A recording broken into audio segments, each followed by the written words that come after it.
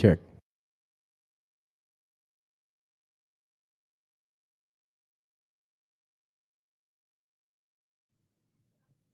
Check 1, 2.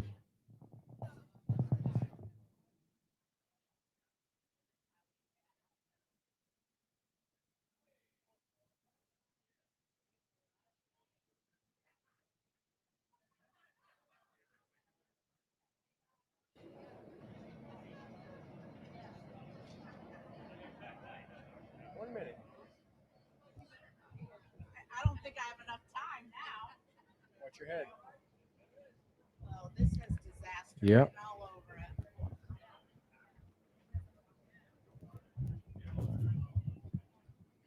Check, check. Can't hear in my headphones. Would you like me to use sign language? Or can I hear in my headphones, Ed?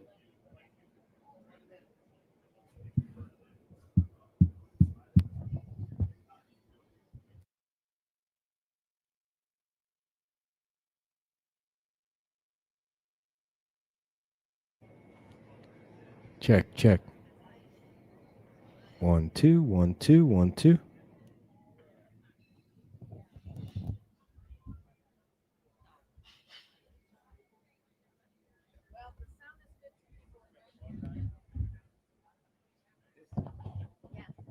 Check, check, check, check. Ah, there we are. Ready? Thank you, Christy. Where is Christy? She watching? This is Beach Talk Radio. Good morning, Mr. and Mrs. America, and all ships at sea. This is your captain speaking, Mean Gene. Mean Gene. The following will be a test of the ship's whistle, the sonar alarm, the cable alarm, and the atomic attack alarm. Ladies and gentlemen, broadcasting live from the Margaritaville Terrace on Fort Myers Beach, 100 feet from the Gulf of America. Here are your award-winning social media superstars, the hosts of Beach Talk Radio, Kim and Ed Ryan. Yeah. I like to turn the music down when the applause is like that. Mostly for you, dear, for coming back to the show after I don't know how many. Well, how many I've weeks stuck off did around you now have? for 31 years. Someone should give me a psych eval. Yeah, we were just talking about our anniversary the other day, Yeah. which I think was on Thursday and No. Wednesday. Yeah, it was this week at some point. The 19th, Yeah. whatever the 19th was. And then I bought her I think that was a Wednesday. I bought her a nice card and 2 dozen roses, and then I got home and didn't get shit. Didn't get anything from her. Not even a card. No, Nothing. dear, I have to put up with you. The least you could do is get me those Yeah. roses. And so Perry and Doreen Hansen were telling me about what they do for their anniversary, which I think is a brilliant idea. They just go to Seed to Table or whatever store, and they read each other the cards, and they never buy them. They just put them back. I love that idea. I love It's that. a great idea. I'm a bit thrifty, so I love that idea. And thank you all for. Or you could just chat GPT it. That's Yes. the new thing now. It is. Yeah. A lot of It's stuff. making stupid people smart every day. Yes. A lot of things going on the beach today. Obviously, the sand sculpting championships are underway. This is day 3. Tomorrow is when the judging takes place, all down at Diamond Head and behind EIBC. The women's club is parking people at the EIBC parking lot for $20 for the day. Well, they're not like valeting people. No, they're they just are. directing. They're They getting are, in the. yeah. They are not. Mary getting gets in the people's car and she.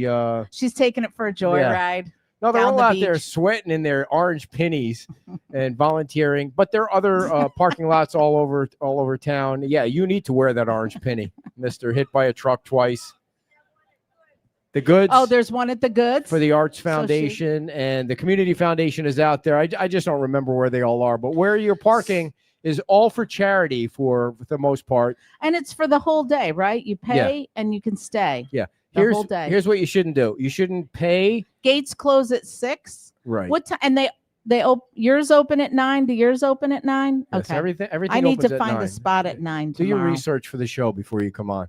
please. So what you don't want to do is you don't want to go walk around the sand sculpting thing and then say you want your money back because it only took you an hour to do that. Just walk around the beach, go to the Whale, come down here to Margaritaville. Tom's going to tell us about this brand new theater they have down here at night, or you can go down to Old San Carlos. There's a lot of things going on. And the tram is running. The tram is running. Free, hop on, hop off. Yeah. And wait for it to stop before you hop off. tomorrow, the church over on Estero Boulevard, I get them all mixed up. St. Raphael's, I think. St. Peter. St. Peter is the one on Estero Boulevard. They're having their Do your research. building rededication tomorrow. So we're Thank you. We're going to send I'm here you down all for that. week. Yes. All right, let's get to it. The main reason you're all here is to not listen to us bicker about our 31 years together. It's to see the unveiling of the new Silver Sands Resort, and we're going to ask TPI's CEO Tom Torgerson to come on up. Tom, you come up first, please, so Tom can kind of set the stage. Watch your head. I don't know if you can tell. We're not responsible. Yes, watch your head, Tom. Watch your head. Watch we your have head. I was being horrible serious. insurance. Yes. So we're up on a stage because there's a wedding here, and we're not usually on a stage. There's a okay. wedding here tonight, and Oh, that'll be nice. yes, and Tom. We're not invited? No, Okay. we only get invited to funerals now because at our age, that's really what happens. You mostly go to funerals and not weddings. But Tom, tell us before Wow, we get way to started break on it the Silver down. Sands. What you guys did over here? I know the folks that are watching can't see it, but you really transformed that space. Well, they can see Here, it I because they asked- can get on the webcam, Yes, right? that's right. You have And a they can webcam. see it. So go ahead. Well, it's called Licensed Chill Theater. It might not. There you go. There you go. Licensed Chill Theater. It's not 100% complete, but I'd say it's 90% complete. It's functional. We had our debut of the Rock Rebellion. No, Rock Republic. They were a great band. I was here, believe it or not, till about 9:30 last night. They were wonderful. Wow, way past The your neighborhood bedtime. crew was here. We'd left them here. I don't know who brought them home, but they don't know either. It was packed. It was really fun. It was a beautiful evening. So we have the canopy yet to go back on top. We have some landscape to do, and we're in permitting to do the drop down storm screens and such to make it all weather. But it's got a wedding venue. I think we got 150 to 200 person wedding there tonight. So it's special bands, special events. It'll be used a lot, we hope, going forward. Yeah, and the Yen Year said that the wedding folks are from Ohio. So there's a shocker. People from OH, Ohio. yeah. So Are you going to have like a screen to do movies? Well, Or we not? have the portable screens, the Okay. blow-ups that are huge. We have 2 of those. They're projection screens, and yes, sometimes they'll be positioned there. It just depends upon, it's 1 acre up here, flexible space, and that was pretty. That point location was beautiful before. It was heavily landscaped, but it was too cluttered with landscape. It didn't Mhm. allow for larger groups and larger events, and that's what we did, is open it up.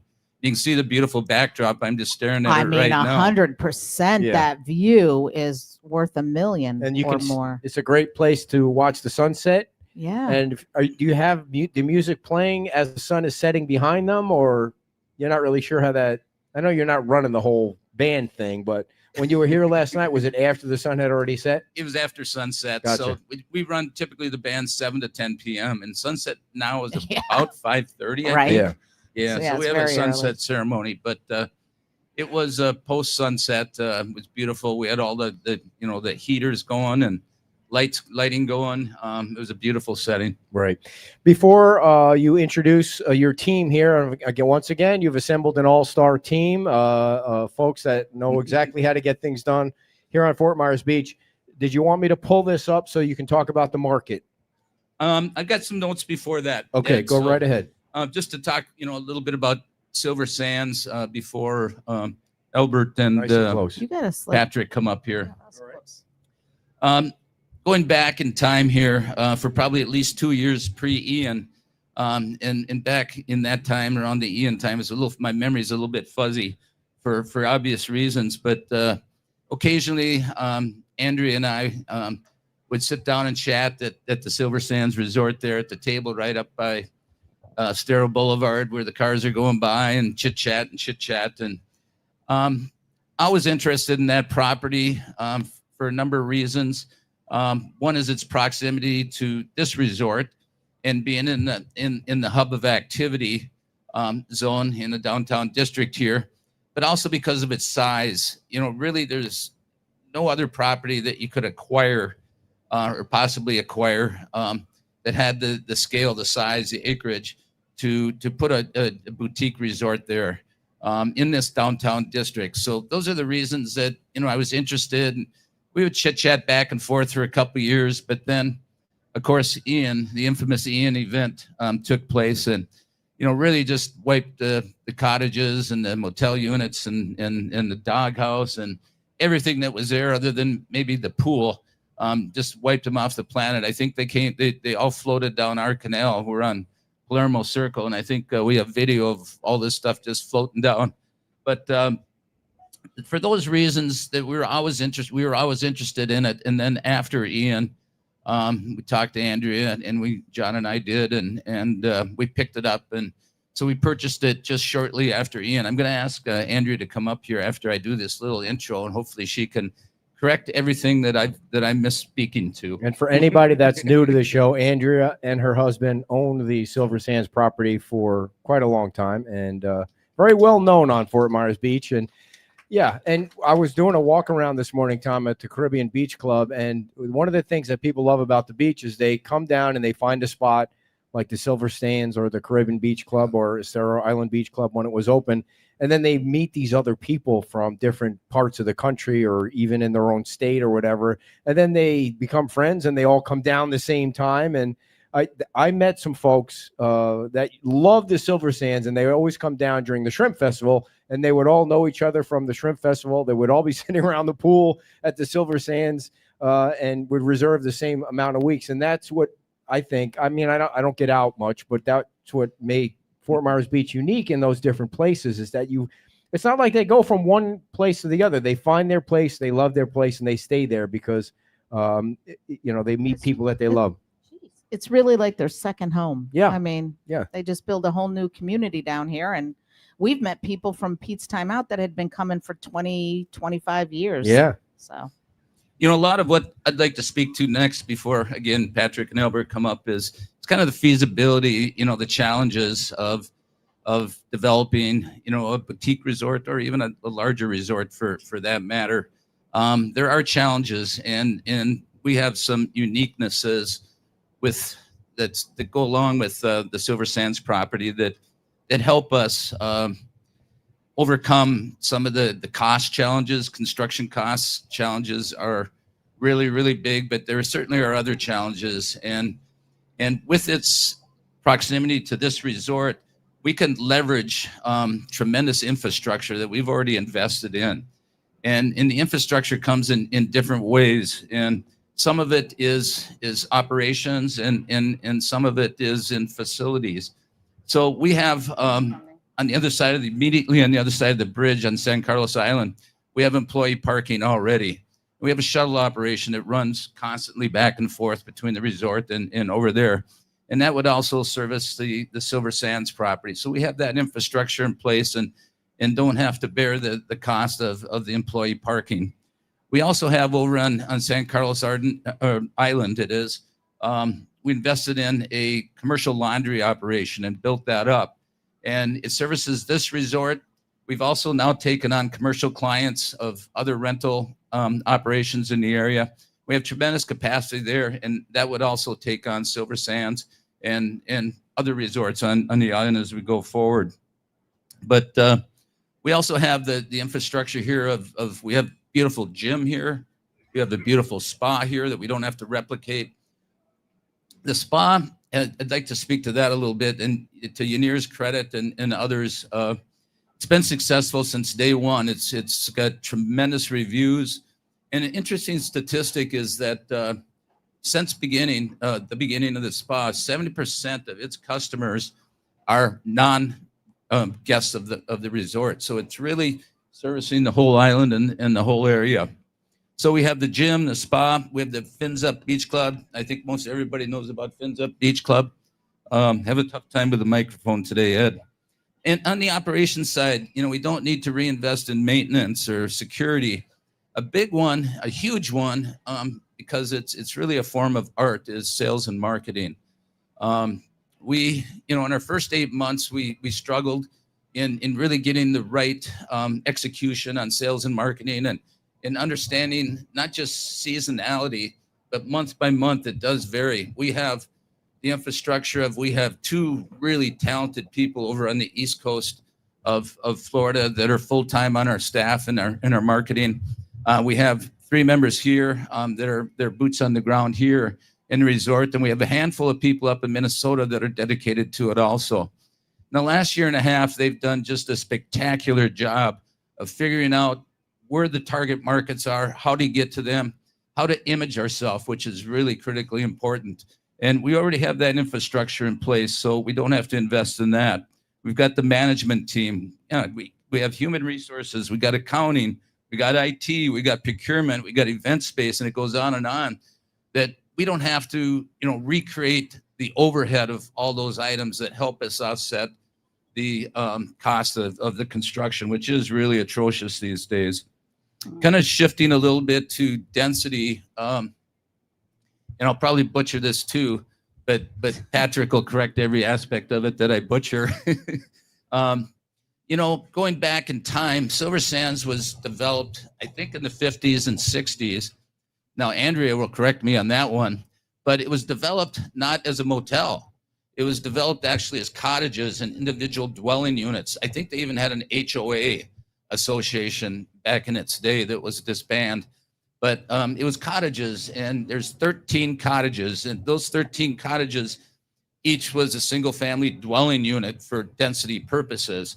And then they had 7 or 8 motel units on top of that, plus 1 commercial unit that was the doghouse that everybody remembers fondly.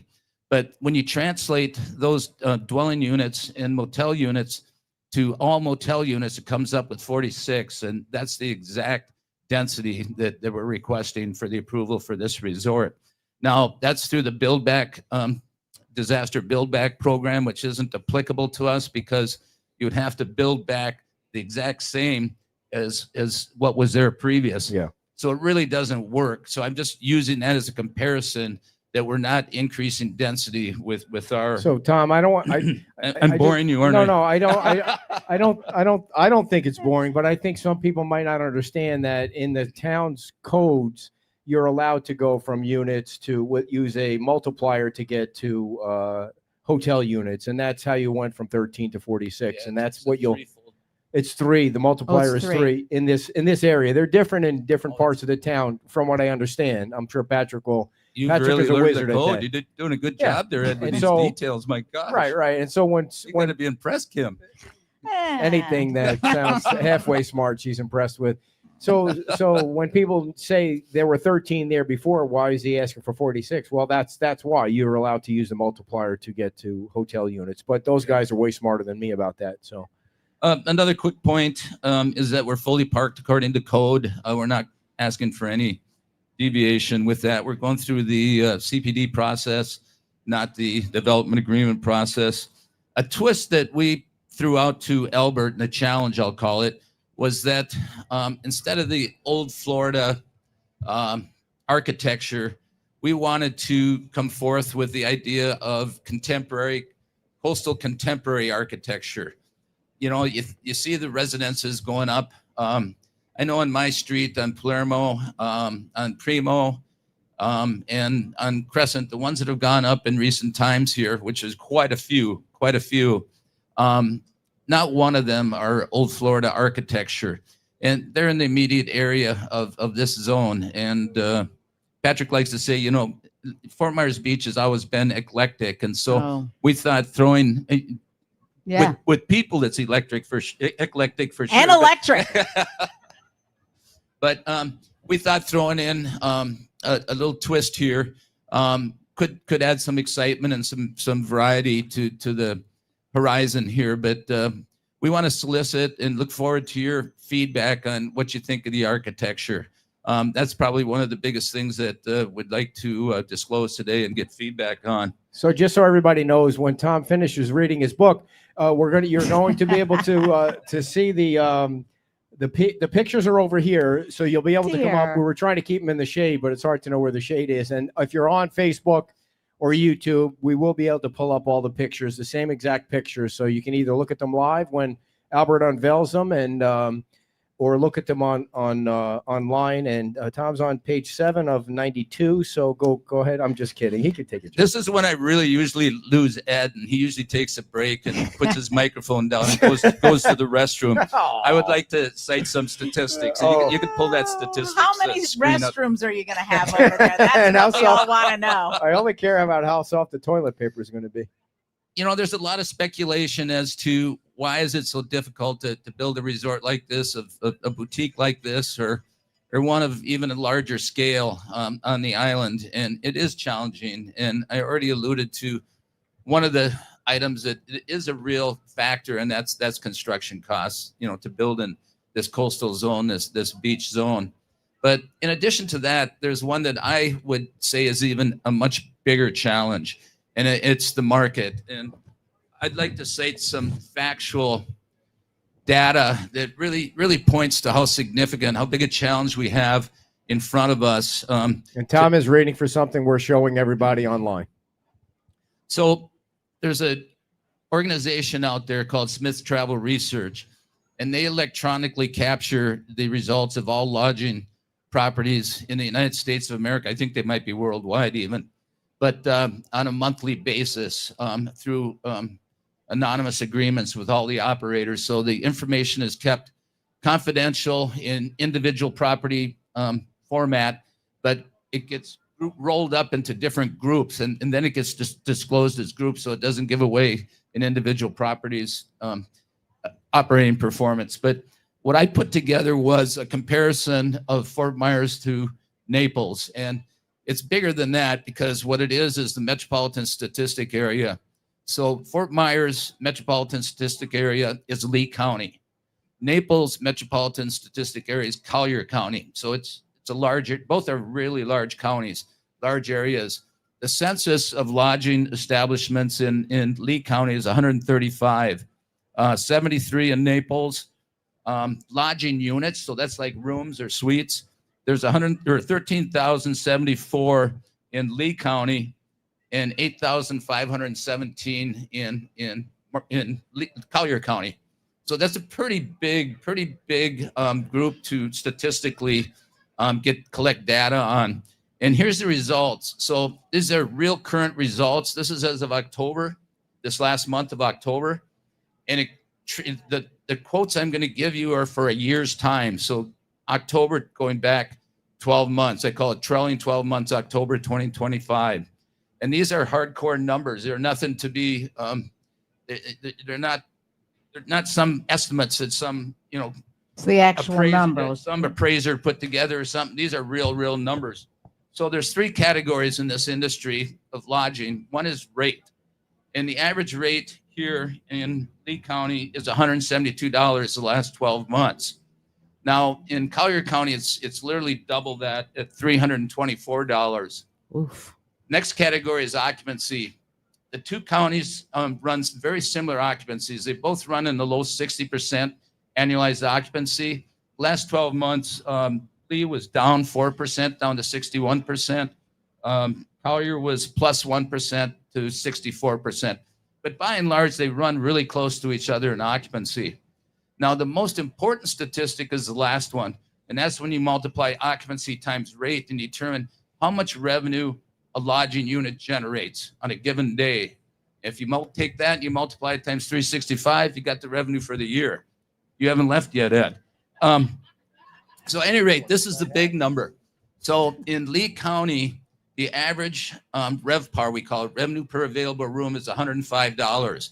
Now, if you go to Collier County, it's $208. So again, it's literally double. Now, that's the biggest challenge we have to overcome to rebuild and get resorts on this island. Now, you can say, well, that's an average. You know, there's properties out on Interstate 75. There's properties on 41. And then there's coastal properties or properties on water or near water. And that's very true. And I can extrapolate very closely to get to a comparison of Fort Myers Beach, Sanibel, and Captiva, and come up with a RevPAR of $174. It's a much bigger number than the average of 105. It's the highest performing sector in the lodging market for both Lee and Collier counties. But in Collier County, it's $324. So again, it's just a big gap. Now, Collier County has the same exact construction cost to overcome that we do here in coastal Fort Myers Beach. The very same construction costs. I don't really see this as a construction cost dilemma as much as it is a sales and marketing dilemma. I know that Fran Myers retired from the TDC recently. These are appointments that are literally for life, or as long as you want it to be until you resign. And I was a finalist down to 2 to be appointed to that board, and I didn't even know that. wasn't selected. I had some good referrals, but it just obviously wasn't enough. I really challenge the board, the TDC board, to think differently than they have in the past. Transient leisure is what's really puts this market on the map. We have been historically Fort Myers Beach, the largest contributor to TDC tax revenue. We will be again, and we will be after that forever into the future. And this transient leisure market is really different in so many ways than how the TDC markets itself today.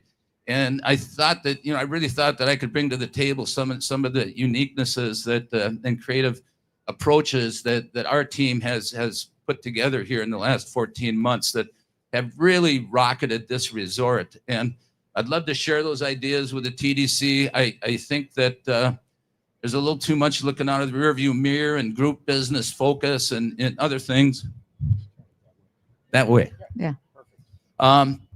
So I sound like I'm kind of, beating up on them, but I think there needed to be a little bit of a shakeup. And unfortunately, I didn't get the opportunity to do that. But Who got voted in over you? I think it's a person that's the general manager of the Hyatt Coconut Point. I don't even know his name. Okay. I don't know who it is either. Yeah. Yeah. Well, that would have been cool. Well, Scott Safford is the new town council representative on the And that's TDC. a non-voting position. So Right. That would have been a voting position, which I got they're you. the decision makers. Very nice. So Maybe at this point, if I could run this show again. I thought you were running the show from the beginning. So after all that exciting statistical information, is it time to bring Andrea up? Yes, it is. Ladies Ed, and gentlemen, please. the former owner of the Silver Sands. Where are you going, Tom? He's just Oh, I see. Come on down, Andrea. Watch your head. Watch your head. Watch your head. Watch your head. Everybody watch their heads. Thank you. I just don't want- that's pretty low. All right. Okay. There were a couple things that Tom misspoke about. Straighten them out, Andrea. Straighten He, them out. he was, it's not on. You're on um, now. He On was purpose. after me for about 12 years to buy it. 12 And years. I said, hell no, because you'll tear it down. And I wanted the Silver Sands, which had been there almost 100 years, to continue being the tacky beach cottages. They weren't so tacky, but They're impeccably clean. when did you go in? Just You kidding. gave me a Oh, tour. wow. So Don't tell your wife. An- Anyway, Andrea. I said no because you'll tear it down. And then after Ian hit, he said, "How about now?" I said, "Okie dokie." yeah. So Andrea, when he first started asking you to buy it, what was his first offer? About $18. No, really. And a What was couple Tom? What was beers. your first offer, Tom? He Come didn't. on. He didn't even come I at me see. with Because you money. were a no right from the beginning. Well, yeah, I was. It doesn't Yeah. matter what the I can number say was. that we I ended up see. paying double what I thought we should pay or would Oh pay. yeah, After Ian. Right. I Yeah. see. I see. So, but Andrea, how long did you guys own it? You and your husband? 27 years. 27 years. Wow. Yeah. And really, you got to know the families that came and And another issue was they were condoed in the 70s. there were condos. And they Oh, were wow. they had individual strap numbers for each unit, including the main building. And when we bought it, there were 2 of them that were sold. So I had to buy them back. So I had to buy 10A and 6 back. And the guy at 10A said, "Oh, just get an appraisal and that's what it is." The lady in 6, and I won't say her name, Mrs. Now. Anyway, she she held my feet to the fire and charged me an extra 20 grand. Wow. But I had to do it because, you can't have, and that was the only one that wasn't, Was she the last Cited. one to sell? Did the other Yeah. guy go first? Oh yeah, Okay. he was fine. He was, and I What still was it talk to appraised? him. What was it appraised at?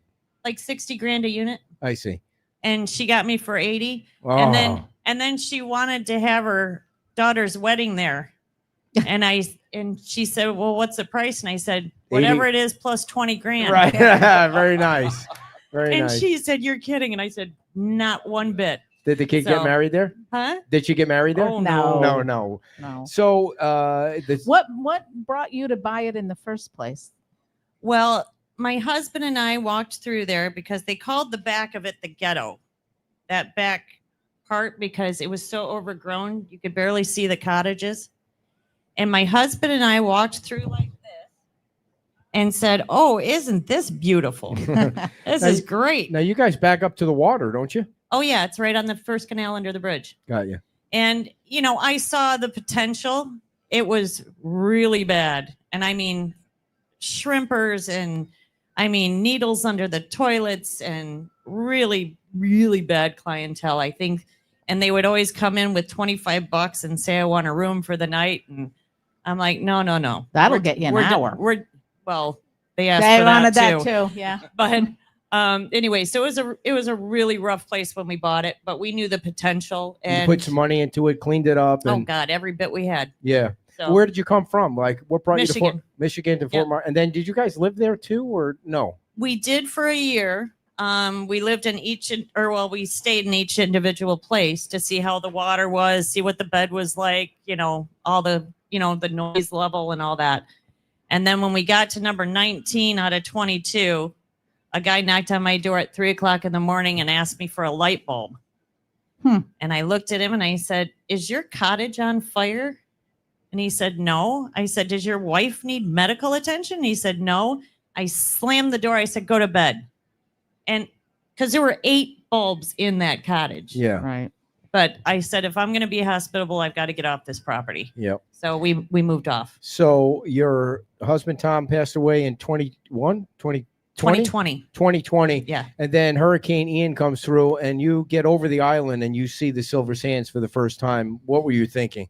Well, I had already seen a picture of it because one of Ty from Oh, yeah. The Mermaid, he sent me a picture of like this, and behind it was the Silver Sands, and there was nothing there. Wow. All there All was there gone. was the tree and the pool. And so, yeah, it was a rough morning. How long was it before you finally got over the bridge or did you just first say, day. oh, you came over the first day, and Oh, then yeah. you're looking at all the debris, and I'm guessing you thought right away, I'm getting out of here. Well, Or did you think about rebuilding? I would never no, because I've dealt with the town of Fort Myers Beach before, and they are absolutely horrendous. I want you to be totally honest today. I don't want you to horrendous. hold Don't anything back. sugarcoat it. Horrendous. Why so? Well, I needed to rebuild one of the docks that was already existing. I just need to put a new header on it. And the guy behind, there was a renter in the house. He comes out and he said, "Well, you have to get a permit for that." And I said, "No, I don't." I said, "It's an existing dock. I'm just, making it safe." Nope. So he turned me into town hall. So I started the BS, and 6 months later, I didn't have a permit. This was the old regime, by the way. I don't give a shit. It's been the same crap for 27 years. And so I looked at the guy after he finally said, "Well, you need to have this, this, and this." And I said, "Well, why didn't you tell me that for the past 6 months that we've been talking and doing this?" And he said, "Well, you need it anyway." And I pushed the paper back and I said, "Go F yourself. I have a nice day." Okay. And it's still standing, by the way. The dock. The back there. dock. Yeah. So The rest of the place, not so much. yeah. So I would appreciate if you came back one time, just you and the two of us, all three of us, doing a show, so you can give us a feedback on your feelings about the town. I think it'd be awfully censored. No, there's no censoring this show. Oh, that's right. Yeah. So at some point though, when you come over, you decide you're selling, right? Oh, yeah. Yeah. You call Tom first? No, he found me. He found me. We were commiserating, and And I actually had a contract on the hotel prior. Prior to Ian? Yeah. To who? Well, It's total honesty here. I know You the you don't- Mariners, or not the Mariners. It used to be the Mariners. Latitude. Latitude 26. Okay. And they were going to run it as the Silver Sands because I wasn't selling it to anybody that was going to tear it down. Right. And so we had a price on it. And then, Ian happened and that contract went to the wayside. And so he said, well, I'll give you the same number. I said, done. Oh, wow. Yeah. I mean, I was going to ask you what the difference was between a resort that's there and then debris. Nothing Oh. but debris. But he gave you the same Probably price. easier. Yeah. Yeah, Yeah. yeah. True. Yeah. I mean, he didn't have to do any demolition costs. He didn't. I Yeah. hired the guy with the, with the tractor and filled in. Did I fill in the pool or did you? I think we did that, but that's the only thing that was remaining. Yeah. Yeah. So I mean, I'm sure everybody here knows, but if you don't know, the property that we're talking about is where you see the Sheriff Carmine Marcino's face. And thank goodness for the report on Sheriff Marcino. It was such great news to hear that all that BS is over with. I tell you a quick funny story. I posted real quick about him, all the stuff getting dropped about him. And my phone rings like 10 minutes later and it says blocked call. And it's the sheriff calling me and just he wanted to thank all the followers that we have because we've all been so supportive of him, which I thought was really nice of him to do. Yeah. But that was a little sidetrack. But where you see the trailer is where the property is. And then there's some property where there's parking now behind that. And so that's all the property right back to the dock there, which is basically across the street from the Whale, right? Yeah. Across the Primo from the Whale, Yeah. and then looking out Like to the next to Gulf, it. it would be the Wasting Away parking lot and Mhm. the Fins Up Beach Club. Now, Andrea, you've seen the pictures. You've seen how it's going to look. I was sworn to secrecy. No, I'm not asking you Oh, to I can reveal say the it now. pictures, but Okay. I'm asking you to give us your thoughts on how you feel. I like it. I like it a lot. We can't build back tacky. The beauty of Fort Myers Beach was it was the last tacky beach town in Florida. Mm-hmm. You didn't have to dress up to go out for a cocktail. You didn't have to have shoes or shirt, nothing. You just walk in. That's it. The new rules and regulations are there for a reason. You can see what stood and what didn't. And what didn't stand was the old tacky, and now it has to be built to, strong and well built. And I think he did a nice rendition of, I think it's a good fit because it's not too high. It's not too much. Yeah. It's subtle. It's, it's not, I really like it a lot. Okay, let's not Good. give Tom too much credit. He didn't do the rendering. It's I know Albert those and two guys Patrick. too. So I'll give those guys So, the credit. by the way, Tom, John Lai, who is the chamber president on Sanibel, apparently he's watching. He said Brian Kramer, the general manager of the Hyatt, is who got the appointment to the TDC. And, Hyatt Coconut Point. Yep. So thank you for that, John. So we know who that person is, a voting member of the TDC now. And so, Tom, where we go next? I think we could bring up the Patrick and Albert show. Okay. Thank you. Big hand for Andrea, everybody. 27 years running the Silver Silver Sands. Sands.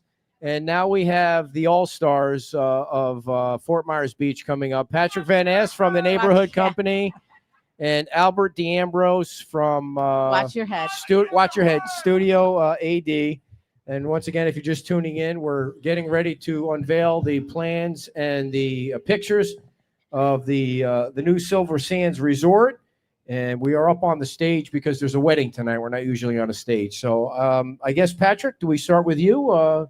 You wanted to start with kind of like, I do have the picture of the layout if you wanted me to put that up too. I don't know how that important that is to the crowd here. Well, But if you'd like, I've got my sheets. I've got statistics to give yes. you. Now, And Good, because we haven't had enough of I that. think I've got like 50 pages. now, Patrick, the first question that everyone always asks you is, how are you feeling? I feel awesome. Yeah.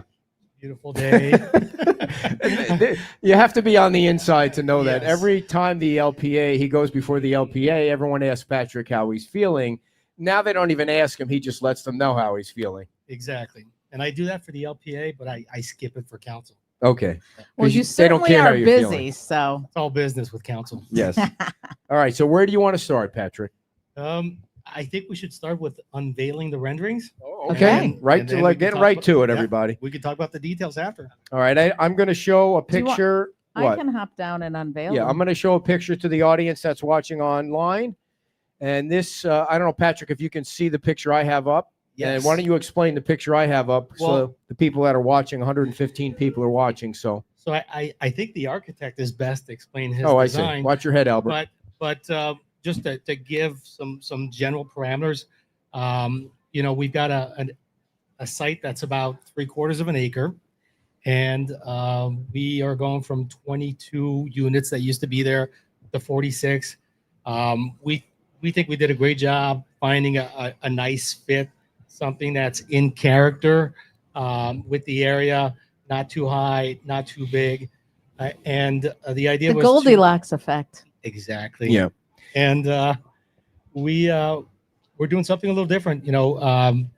Albert is very good with contemporary designs, and this is the idea was to have it contemporary, to be different, to be unique, and to have some coastal flares. And that's why he brought in the color. That's why he's got railings with that color, and much of the detail, I think Albert Yeah. can walk you through that and explain it. What So- color? What color? Oh, so it's because on here I can't tell. Is it pink? It's white. It's like It looks white. peach pink kind of Peach color. Oh, it's pink. Yeah, that- I couldn't look even over see there. it. I It's couldn't. Sherwin Oh, I see. Williams Blue Bite and It's Sherwin what? Williams Oh, Blushin, I believe.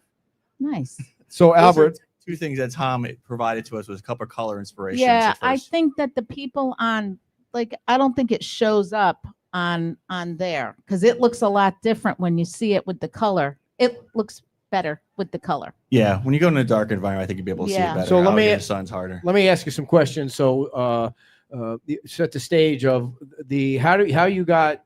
Tom explained it a little bit, but how you got from the number of units they had before to you're asking for 46. So that is it an increase in density or not? Yes, it is an increase in So will you density. be asking for a deviation for density purposes at the LPA? So to keep it real simple, what people have to understand is our comp plan, our LDC allows us to ask for more units. And that's how many of these projects have been approved, including Margaritaville, where we are today. And we are going through the proper process, asking for the CPD, asking for a multiplier. So we're starting off with, we had 22 units. We are applying a multiplier very similar to what got approved here at Margaritaville, what got approved at the Arches, what was approved at Lighthouse, for example. Multiplier is very much in that range. And through that process and through the public hearing process where we open it up for public comment, discussion with the LPA, discussion with council, we think we've got a great project, and I think we can justify the increase. And again, we're keeping it at a scale that makes sense with a great design and something that fits in the downtown. Okay, so the other question is going to be about height. Obviously, the building that you're showing off now wasn't as high as it was before. Are you going to be asking for a deviation for height? We're asking for a small increase in height. What is it at? The What is it? The zone height is, you're allowed 30 feet zone height, and that's from base flood elevation going up. And we are asking for 45 feet plus or minus. So that's 15 feet more than what the code allows. But if you were to compare it to Margaritaville or Lighthouse, I think we're just about 5 feet taller than they are. And the big difference is we're not right at the base of the bridge. We are somewhat removed, and I think it's a great fit for that area. And so, why do you need the extra 5 feet? Like what? How in the design? How did that come up? What are you doing? So we looked at different options. We looked at going 3 stories over parking on the entire hotel. Okay. And we also looked at what if we put a portion of the hotel where we've got 4 stories over parking. That allowed us to shrink the footprint of the building a little bit, Mhm. provide a little more separation to the neighborhood that backs up to us. Also, what it did is it allowed for varied roof lines, so more architectural interest, More variation in building, better design overall. Right. So otherwise it would just be kind of like a block. box. Yeah. So you got a building in the front, Albert. You got a building in the back. How many units in the front? How many units going in the back? I'm showing that picture with both units on Facebook now. I don't know what everyone You can got see it there. all wrong, Ed. I do. One building. There's one building. I'm sorry. I didn't Yeah. mean it. Two buildings. 46 mean that. rooms. Yeah, I don't know. When he said two, I'm I like, didn't mean what? two buildings, but you got Confusing. how many units in the front? And how many units in that How many units on the on the street level? Estero? 6. Okay. There are 6. There's 2 on each floor. I They're see. the bigger units, basically. But it's all one building, 46 rooms in total. Their taller portion of the building is centralized in the middle of the whole entire site. You can see in that aerial thing. Yeah. That the tall part we kept away from the residential section. The lower parts on Estero actually aligns with all the height context we have with this facility. No other new facilities are being built, so we're trying to keep that scale relative to what's already here. When Tom, reached out to us and had early conversations, the challenge of always, of course, is like, what are we trying to fit and how does it work? And one of the things was we wanted all the rooms to have Gulf front views. And we have the, benefit right now. We have a wide open space of the Margarita pool, the parking lot next to it, vacant land. So we took all the rooms and actually rotated them so they all will have views of the Gulf rather than just being a perpendicular boring box building. And what it allowed is also have these balconies be cantilevered, price variation to mason. So for me as an architect, it's always, my belief has always been form follows function. The building's got to be functional. And when you design it that way, it leads to new ideas and new architectural, looks for the actual project. So rather than putting a hip roof on it too, the other challenge was post-hurricane pools on the ground floor are challenging. It takes up also resources on the land as well too. So we actually put the pool on the roof deck. That And just we put the seems loud- crazy to me to have a pool on the And, roof. and actually on a lot I mean, of the cool, homes, but a lot scary. of homes that we're doing, Yeah. actually, they're all going on the roof. Really? We're all putting rooftop like, how pools do on you houses. structurally? That seems like a lot of weight up there. It is, but anything's possible. It's just got to be designed properly from the very beginning. So So the picture that we're showing now shows the rooftop pool. correct. And that is facing Estero. That is facing Estero. So So- that would be like, the back side of the Really building, which hard. is the north side, is facing the residential side. There's there's no activity in that side of the building. So we use that upper floor to kind of mask that sound. It helps us also mask the mechanicals on the room of the building so that you can't see them from the street. It's not going to be a loud party place on the rooftop. I mean, this is more of a more casual place. There's a pool up there, but the pool and the water line up with a sunset view. Mm. So that's Nice. the openness that we have up there. You see a clear view of the Gulf. The water line be kind of almost like an infinity edge. We put the glass rail around the perimeters right there too to act, instead of having a solid wall on the top, we did a glass rail. Right. And this was something that, Tom brought to us, what can we do there? And so we said, you know what, let's get rid of that solid wall, make it a continuous glass rail so you have an unobstructed, pretty wide 180-degree view of the Gulf. And that also helps with the scale of the building as well too. You start chopping things away. A lot of Can I positive just- comments so far from the Facebook people. They love it so far. It's yeah. hard for What? me to when you talk about scale, looking at that, it looks big to me there because there's nothing to kind Yeah. of compare it to. Right. So if you're looking here, like, is it the same? Is it So this the- height here and it It's doesn't very come back? well, like Patrick said, actually gave the mathematical height for this one. But if I sign perspective, if you're looking at the new whale, the peak of the thatch roof is the same height as our parapet wall at the front facing the Estero. Okay. Even though we have one more story, they have And a then very how far tall back vaulted. does it go back? Like, does it? So that's one of the things as well too. Citing anything, part of the land development codes has Estero always wanting the buildings to be right on the Estero. It's called the build to line. Normally in houses we have setbacks. You have to Right. set the building away from the property line. Estero downtown and lots of places on Estero, you have to build to the actual property line, which in some cases literally edge of the sidewalk. So we actually pushed this building back, I believe, at 10 additional feet away from Estero's sidewalk. So it's not this tall building right on the edge of the sidewalk. Mhm. So we provided a wider sidewalk, and the way the angle of the street in Estero intersects with Primo, you have this funky angle. So Mhm. instead of having the building come right to a corner, we put a public plaza there. That's where you see the flag. Yeah. One of the things Tom asked us to do is, can we find a place to incorporate, United States flag? And of course, that's a great, perfect area to put a plaza, softens the corner a little bit more. And again, form follows function. The function is as you're pulling on a Primo, you don't have a blind corner. You don't have a building right up to the edge. And we have requirements for that, but we are exceeding that requirement a lot. And again, that gives some buffer space to the building, room for landscaping, things you don't typically see on a stereo. So we want to add more landscape and the palm trees, the potted plants in the front, things that all help break down the scale to a human scale. Albert, how much space is between the building here and what's on is the surf club on the other side? Is that what's on the other side? Yes, I purposely didn't show that in the rendering because we're hoping that thing disappears. Yeah, right next to the surf club. I think the closest we are is about 17 feet. 17 feet. Okay. And the property widens a little bit, and you've got the canal, and from that canal, we're I think over 20, 25 feet. Gotcha. So there's 6 units up front, and the other 40 are behind it. Yep, correct. Okay. What is the public benefit? So we've got numerous things that we're offering as public benefit, but some of it is from the design of the hotel. And as Albert mentioned, what we tried to do is we know that the code wants us to activate the street, meaning you bring activity close to the street, you bring those buildings close by. So we've got, we did that. We've got retail, and we're going to have the lobby, the hotel lobby at ground level. That's going to be dry flood proof. But we widen the sidewalk. We know that when you get to the downtown area, there's not a whole lot of space on the street for cyclists. And even if we've got a 10-foot sidewalk in this area, it's a little cramped. So in front of our hotel, we're going to have at least 15 feet of sidewalk.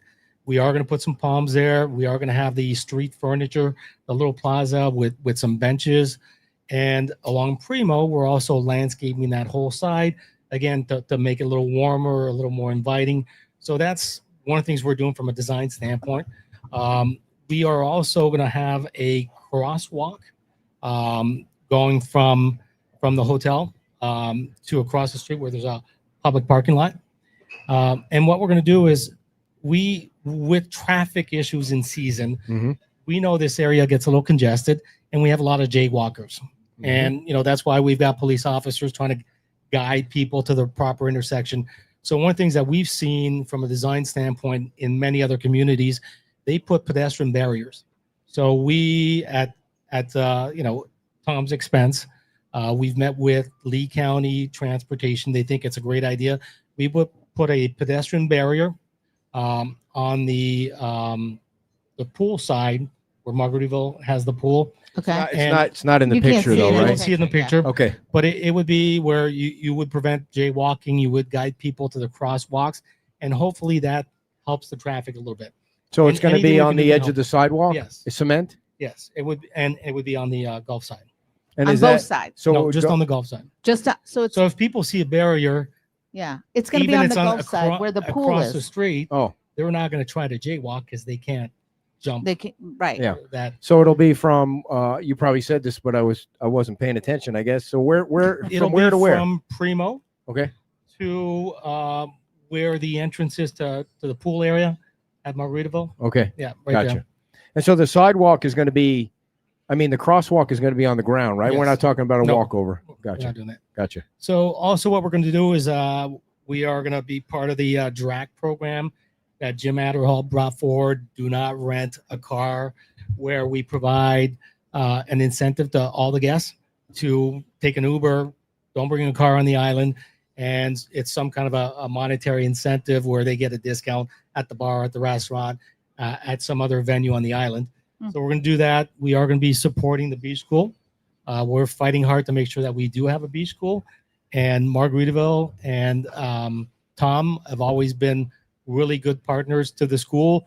They provide flexibility to their employees to drop off their kids, pick them up. And the same would be applied to this new hotel. We are also going to provide some access to bicycles to all the guests.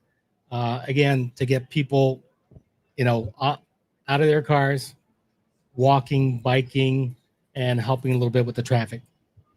It seems to be these days, actually, meeting code and being fully parked is almost a public benefit too. Yeah. Mhm. So Nobody does that. Yeah, one of the things that was important to Tom also was, I'm going to have 46 units. I need one parking space per unit. So we've got that. We've got, I believe, 47 sites, parking spaces on the ground under the building, and that is code compliant. So we're not asking for deviation for that. Also, we've designed the site in such a way where when you get into the site, there is queuing under the building. So it's not going to back up the traffic on Primo. So those are all subtle little things that we are very conscious of. And I think by having a team that's local and that knows how the beach functions, we can think of these little details and incorporate those. You know, something that might be helpful proactively here is, and maybe Albert, the change in architecture does drive a number of deviations because it's a commercial category of architecture versus residential. There, if I'm correct, there is no restriction on residential architecture. You can design, the architecture of a house any possible way you want it. Correct. But not in the commercial sector. And so this unique or kind of addition of this new architecture into this location, location, would you speak to what that causes in terms of deviations? Yeah, so the town has had a commercial design standards. Most jurisdictions around here, Lee County and Naples, have all these design guidelines, and the whole intent is to not have ugly looking buildings, boring buildings. And for example, in Lee County years ago, there was one warehouse building built on 41 that sold fireworks, and that was basically what changed everything. So we have to have some sort of standards. Collier County's had it for a while.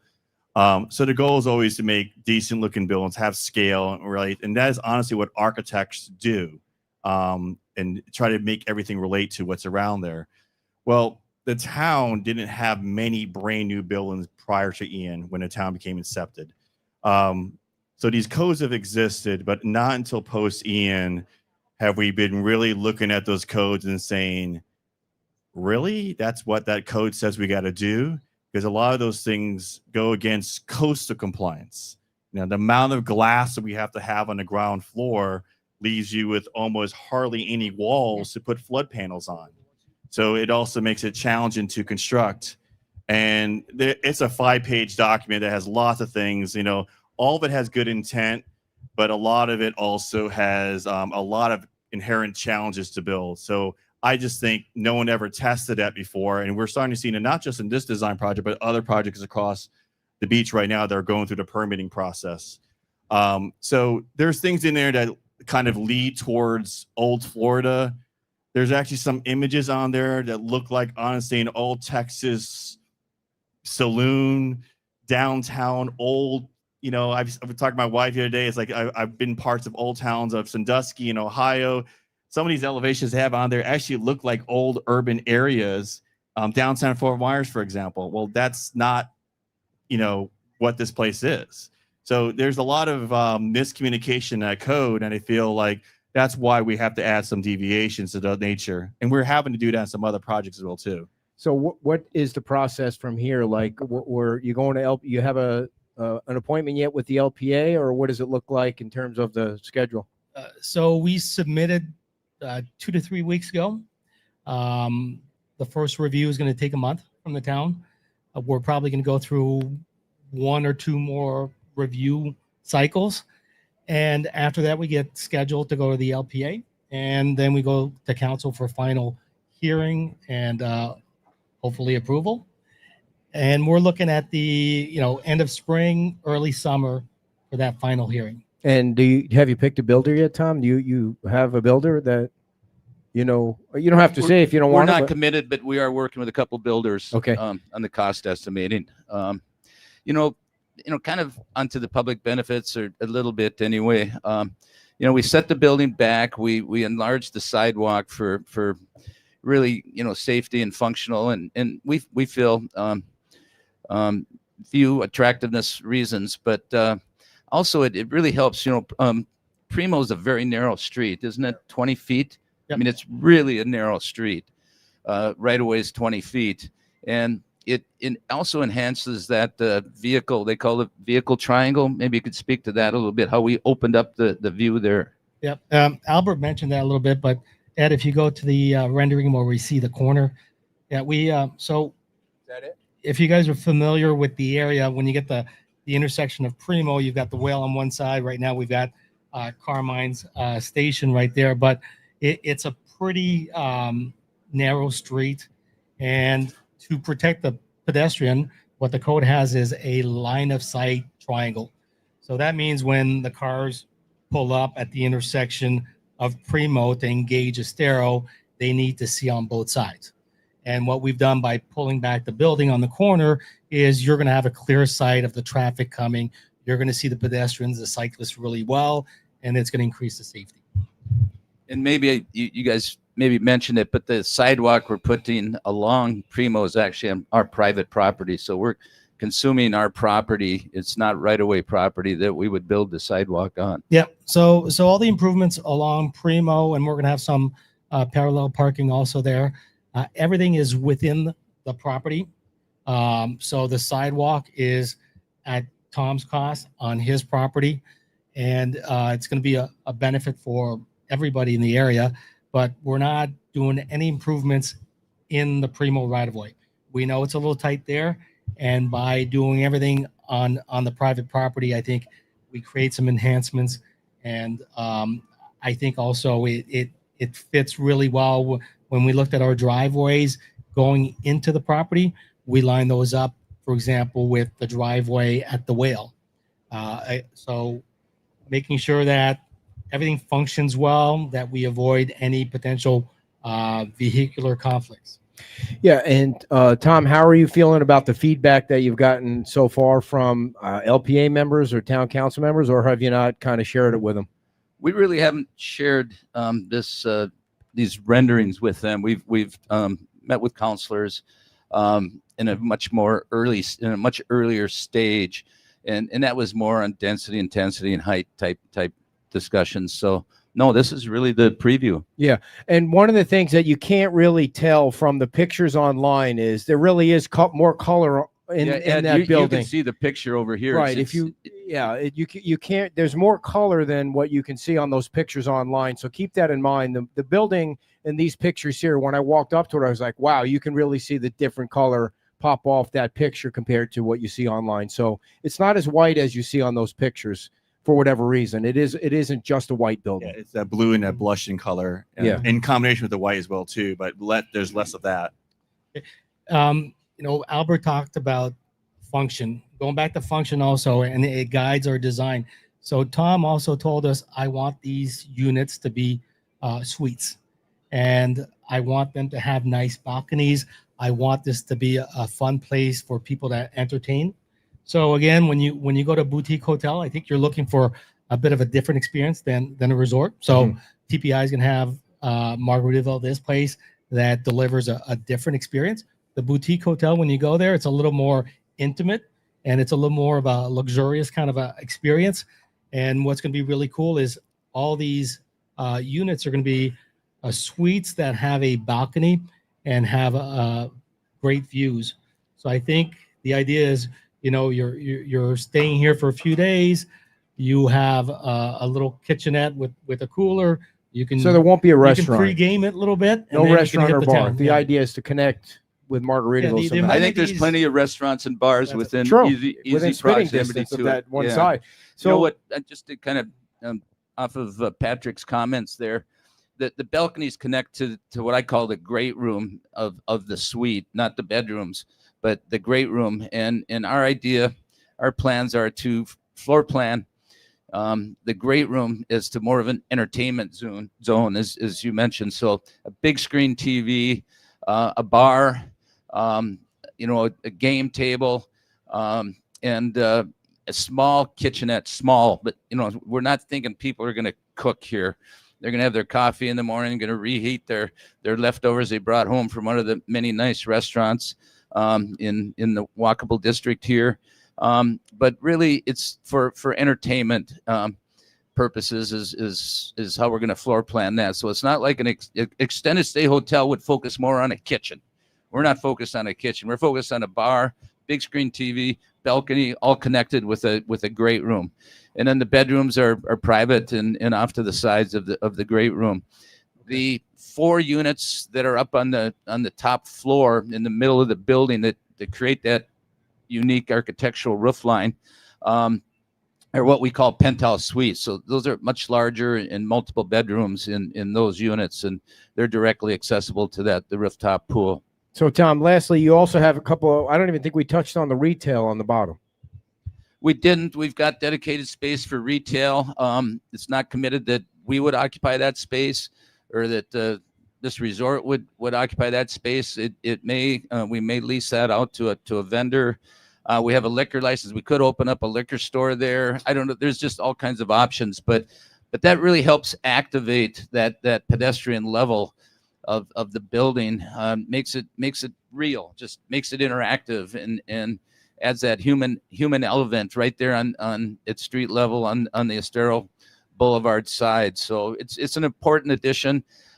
We didn't do it because we really felt that was feasible. We did it because, and I don't know if you mentioned that as a public benefit, maybe it doesn't qualify, but we did it because we feel it presents a better front door to the public on Estero Boulevard. All right. Any final thoughts, Tom or Albert or Patrick? No, good. All right. Before I let you go, Patrick, if you don't mind me asking, can you explain to everybody watching in the community, or maybe you both can, what happened with the beach bar and how does that get fixed? Okay, well, I'm not working directly with the beach bar. Albert is. Well, yeah, but you know why. So what I can say is it's complicated. I think Fort Myers Beach staff, and we have a new administration, and I think these folks are really trying to work with us, with the property owners, with the development entities to make things happen, to bring business back. And they're having to deal with FEMA just like we are. FEMA rules are sometimes nebulous.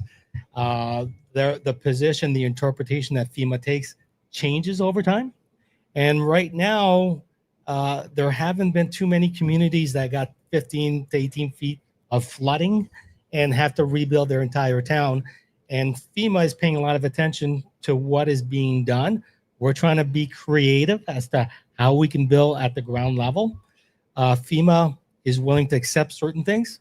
Other things they're going to push back on. So I think we're muddling through, but we are going to be setting kind of a standard for not just this community, but other communities in Florida.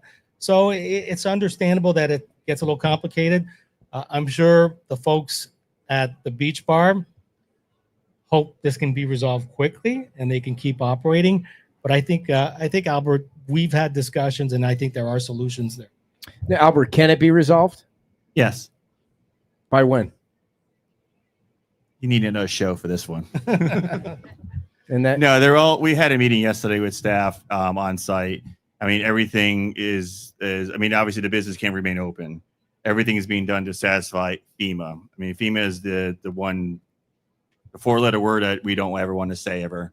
But there is, like Patrick said, some challenges to balance what FEMA wants, what is a moving target all the time. You know, it's federal government, it's rigid, it's black and white with a very hard line, no gray, no inspiration, no thinking outside the box. And that's the challenge that we have. But this specifically to the beach bar and coastal velocity zones, there are solutions that we have. It will take a little bit of time to make those solutions. Especially right now being in season, as packed as was yesterday there. Yeah. It was rocking over there yesterday. good for them. So it's I'm very happy with them. Greg and Madeline and everyone we've been working with Stevens. We have solutions for it. In the town, we left that meeting yesterday with a direction to go with forward that we all agree on. Just got to jump through those hoops. Right. Some of them flames, some of them spikes, but we got to jump through them. All right. But we will. All right. Well, But thank you. Just to interject 2 seconds here. I think what's really important for council to consider in this community to consider is, I think if it was just up to FEMA, they would like everything elevated. And I think as a land use planner and Tom as a business owner and just as some of the folks here that come to visit Fort Myers Beach, we want to keep activity at the ground level. I think it's human nature. You want to walk at ground level. You want to have storefronts at ground level. This idea of having to go upstairs for every restaurant, every bar, every retail place just doesn't make sense. Yeah. It would change the character of this island. So I think we as a community have to push hard and let FEMA understand that it's important to us. We can get creative. We can design in a way where it works. Yeah, and I think that's the big challenge they're dealing with in Times Square. Whoops, sorry, Albert, go ahead. I say it is. It's you can go to the far extreme end because FEMA wants nothing on the ground floor. I mean, if they've even had their ways, like just columns, nothing at all, not even an elevator sometimes. But we have to have functionality in buildings because there's even codes that says, oh, we had to write this special pamphlet to deal with elevators because they're concerned about anything that's on the ground floor. Yeah, so it makes it challenging. So yeah, when you're trying to program in human scale and in an urban area, pedestrian friendly, it's a different mindset here than it would be inland, obviously. But yeah, it's a challenge. But how far restrictive do the codes get? Because they were trying to deal with the NFIP program and what scale we get. 10 is just you barely made it into the program. Great. 1 means you did a lot of restrictive codes in order to get that 1 rating, to get the highest discount you get. So you get one good thing, but the bad thing is city context, city planning, human activity, businesses, taxes. It's finding that right balance. Where does a town want to be? And that should be what they're guiding and telling them this is where we want to be at. We don't want to be this far extreme end because that's unrealistic, honestly. Yeah, and I know that everybody in town is talking about the wave mitigation wall. If you want a good example of something that worked, go to the Caribbean Beach Club, talk to Mary or talk to the folks down there. They actually put one in before Milton, and they said that saved their pool. It was only 2 feet in the ground, and it looked like it was 3 feet above. But when Milton came in, it stopped the water from slamming into the pool. Now, it's not an Ian. Nothing will stop an Ian, but it certainly saved them millions of dollars in whatever damage they would have had from Milton, and they are right on the beach. And it's something to take seriously as everybody considers that. I know you guys are. I know you would have built one for them years ago if they would have went along with it, but that's another story. So any feedback that people can give you, how should they should send it on our post on our Facebook page, or how do you want to get the feedback? No, I think posting on your Facebook page would be a great way to get some feedback. We really welcome it. And cool. We can make adjustments. We really like the architecture and the way it's presented as it is today, and I think it would be a great addition to the community this way. But let's see what the community wants. Thank you very much for coming in, and a big hand for Tom and Albert and Patrick with the new Silver Sands proposal. We do have the ladies from the Women's Club that are going to come up and tell us about the tree festival that's coming up.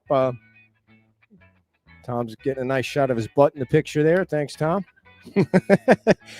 Cornerstone Beach Resort. Speaking of resorts that have opened, Cornerstone Beach Resort, located at 5480 Estero Boulevard. They specialize in taking care of their guests personally. Special requests for special occasions. Cornerstone Beach Resort. We did a walk around over there. They've been part of Fort Myers Beach since 2004. All condos are privately owned. You can go online now at flbeachstays.com. That's flbeachstays.com. Talk to Jody or James. You can also reserve a condo at 239-463-5778, 239-463-5778. Also, Power Block Builders is a sponsor of the show today. Thank you to Oscar. He'll be on the show in January. Homes by Power Block bring over 35 years of structural expertise and more than 8 years of custom home building experience. And they serve people in Lee, Collier, and Sarasota counties. They have a dedicated remodeling division, and they're available for all storm-related repairs, including roofing, drywall, stucco, flooring, and more. And you can give them a call right now, 239-849-1919, 239-849-1919.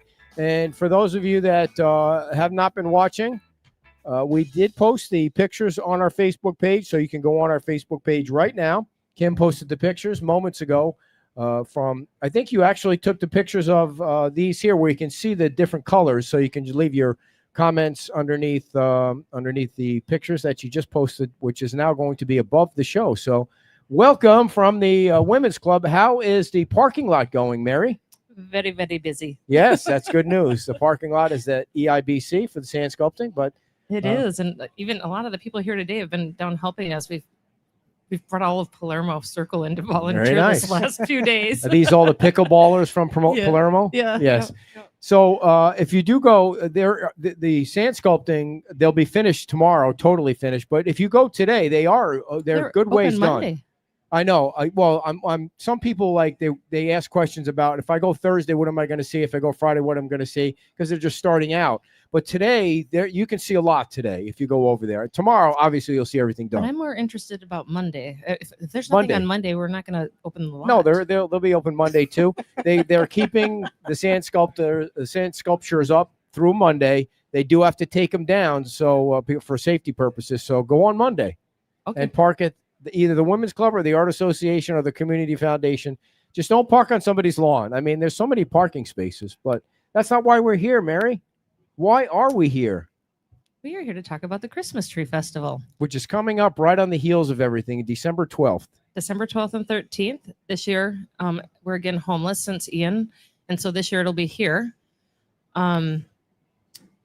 Here at Margaritaville. At Margaritaville. It's It's funny how you'd forget the name of the resort here.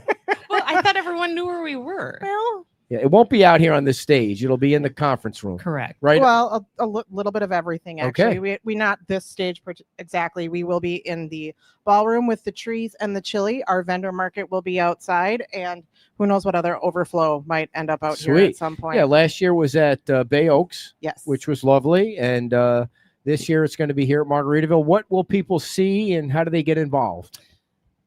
Well, there's a lot of opportunities to get involved. This is our 8th annual, and so you can silent bid on trees and wreaths and centerpieces. We will also have a chili tasting on Saturday. We do have VIP experiences on Friday, which includes a chili ticket. Are you doing chili this year? I think I maybe please, missed. leave me alone Oh. with the chili already. Every show you come on, you got to bring up the old I don't hot think we dog talked chili. about it last time. We did. We always do. You guys are just relentless. It's like having 3 wives. How do you know I don't have 3 already? So there you go. So how many trees are we up to? We are around 25. 25 trees. 25 trees, wreaths. That includes everything right now. There won't be online bidding this year. No. You have to come in person to bid on the trees. It was a little too much to try and handle last year with the online bidding, and there won't be any shenanigans this year. No So you come to shenanigans. the Margaritaville Resort, you bid on the trees, and then if you win, you'll get called. Well, everything is a buy now option, but if you're bidding at $5 more, just waiting for the deal. If someone comes in and buys now, we ask that everyone waits until Saturday evening to take everything out I so see. that everyone gets to experience it. And it's a lovely display that you guys have. It's more than trees. There are wreaths. There are Centerpiece. Some people centerpieces. get really creative. Sometimes there's snowmen. Sometimes there's Yeah. Santas. there's trees with liquor bottles on it, which is really usually A big Liquor is seller. really popular. the most. Well, it's Fort Myers Beach. Liquor seems to be very popular down here. So then if you're a winning bidder, do you have to just come and grab the tree the next day, or how does it work? You can take it that evening, or you can pick it up Sunday morning between 10 and 1. 10 and 1 on Sunday. You Yeah. guys are totally prepared for this. I appreciate Well, your- the 24 hours notice is helpful. yes. Yeah, you don't want trees here in February that some guy hasn't picked up his tree. It's pick up a Sunday morning. I can't remember exactly what time the cutoff is right off the top of my head. Some of those details we're still trying to figure out. We're working really closely with the resort to make sure that we're accommodating to their guests as well as the people Yeah. who want to experience our Christmas tree festival. Now you guys have been doing raffles along the way too. Are they all done? No, No? we still Okay. have, and I actually brought some tickets if you haven't gotten your holiday raffle tickets. Explain how that works, please. So every ticket is eligible for all drawings, and we've already held 2 early bird drawings, and the next early bird drawing is the first Monday in December. Which is Monday the 1st. I think Yeah. December. I think the 1st is December. A week from Monday. Yep. Right, because Thanksgiving is next week. Yep. Yeah. Yes. And You okay today? No, I'm kind of not on this committee anymore. Oh, okay. See, I didn't know that. I thought maybe you were out watching. By the way, beautiful. Did you come out and watch the music last night? It was We did. so nice watching I the was video. up with Tom past his bedtime. Yeah, I'm sure I wasn't awake. So, so it looks like I see. Of course, Alex King's name is a sponsor. You want to talk about who your sponsors are, please? Sure. I would Let's love do to it. talk about our sponsors. Our event sponsor is the King Family Foundation and Alex King Group. we have a ballroom sponsor this year, and actually, I'm just going to give a huge shout out to Albert because not only is Studio AD one of our ballroom sponsors, but he also has helped the Women's Club with all the architecture for our rebuild. So he's been kind of a big hero to us. Yes, and Albert sponsors a lot of things. He's a sponsor of the 5K race, which is coming up on New Year's Eve, which benefits the Women's Club. So if you haven't signed up for that, you can walk a mile. You can. It's all a fundraiser. So 100% of the money goes to the Women's Club, and you go on our website for that. So Albert is always a sponsor of the race too. And then I'm just going to shout out to our other sponsors, Coconut Jack's, Margaritaville, Sweet Melissa's, San Belcaptiva Bank, Suncoast Beverage, Island Pilings, Key West Express, Schmucker and Levy Law, Alex King Group, and State Insurance USA. Excellent. And it's December 12th and 13th here at Margaritaville. Yes, VIP starts Friday the 12th at 4:30, so they get to come in a little early, get a first experience. They can buy trees an hour before anyone else if they so choose. Remember, we do have our buy now option on our trees, meaning you don't have to go through the bid process. That amount is set by each individual nonprofit. You're very robotic. And it's today. yours. You sound very She's trying to fit robotic. it in. I'm She's gotta trying. go park I gotta go cars. park cars right after Oh, this. I had to gosh, try to eat something. I All gotta- of the things. I got to give you guys credit standing out there. I mean, all day long. So last year, it was so cold. I was wearing jeans and I had a beanie hat on. It and was cold it was last year. cold cold. last And I so don't the remember joke that. was, they're like, go to the lady with the beanie on. It was so cold. So Yeah. it's different this year, Yeah. which is nice. And are you good on volunteers for tomorrow and Monday, or are you still looking for help? We definitely need help for Monday. I think we could use some help Sunday afternoon. Sunday afternoon, we still need help. Yep. Yeah. And we are still looking for volunteers. We're doing really well for the or for the Christmas Tree Festival, but we are still looking for a few volunteers on Saturday afternoon. Otherwise, I think we're pretty good. Okay, you mentioned the VIP, but I don't think you mentioned how people can get tickets for that. Our website, you can go to our website and right at the top, it's fmb-wc.org. It's limited to 100 people, but as soon as you open the website, it'll say buy tickets for Christmas Tree Okay. Festival.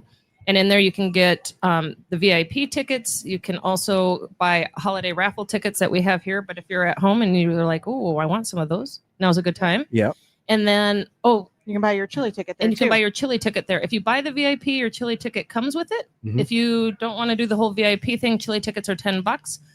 We only have 300 of them. We sold out last year. We did. Where is the VIP? Is it in the It's- ballroom too? Yes. It's in the ballroom. Gotcha. And just so everybody knows, I don't know if it makes a difference to the chili eaters, but the competition is a little more fair this year because they've separated the amateurs, which I was an amateur very much so, and the restaurants. So the restaurant, you see what's his name did from SOB was, what was his name? Reed. Reed. I miss Reed. He obviously he's a professional cook. So he would cook the chili, and then his thing was he would always be the last person to show up to the chili contest because that meant he got the table at the end of the tent, which was the entrance to the tent. So his chili was always the first chili every single year. His chili was the first chili. Are So you everybody better was just full by the passionate time about they got this? to the back, and I was always the first one there. And, nobody wanted to eat hot dog chili after they just ate gourmet chili from the chef from the SOB. I don't know if the difference in amateur versus professional would have saved you, but if it makes you feel better, Whatever. there you go. Whatever. There you go. We are still looking for chili cookers too. We're still looking for chili. If you're interested, you can email the events email that is on our website as well. Otherwise, you can find any of your women's club members and we can direct you in the right direction. Yeah, and if you want our special hot dog chili recipe, just send me an email and I'll be happy to give you my mom's special kidney beans and hot dogs. And God, that was good.